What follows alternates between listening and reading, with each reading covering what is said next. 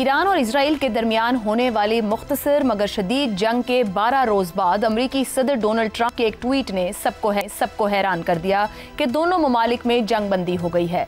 Trump के इस tweet ने दुनिया को एक बार फिर पाक भारत सीज फायर पर की जाने वाली ट्वीट याद दिला दी। ईरान इसराइल जंग में सीज फायर का ऐलान ऐसे वक्त में हुआ जब ईरान ने कतर में कायम अमरीकी फौजी अड्डे पर मिसाइल हमले किए, जिसे ईरान ने इसराइल की हिमायत पर इंतकामी कार्रवाई करार दिया। इस हमले के बाद ट्रंप का सोशल मीडिया पर ड्रामाई पैगाम भी सामने आया, जिसमें ईरान का शुक्रिया अदा किया गया क्योंकि उसने अमेरिका को हमले के बारे में पहले ही बता दिया था।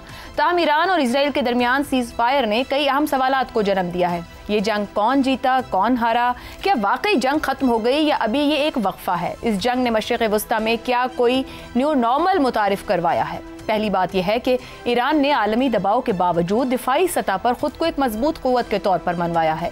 अगरचे ईरान की कई प्रॉक्सीज जैसे शाम, लेबनान और यमन में मौजूद मिलिशियाज इस जंग में कमजोर हुई या खत्म हो गई, मगर ईरान ने अपनी मरकजी कुव्वत का भरपूर दिफा किया। इससे यह पैगाम दिया कि ईरान को कमजोर समझना एक खतरनाक गलती होगा। दूसरी तरफ इसराइल, जो हमेशा खित्ते में अस्करी बालादस्ती के साथ काम करता रहा है, इस बार दिफाई पोजीशन में देखा गया।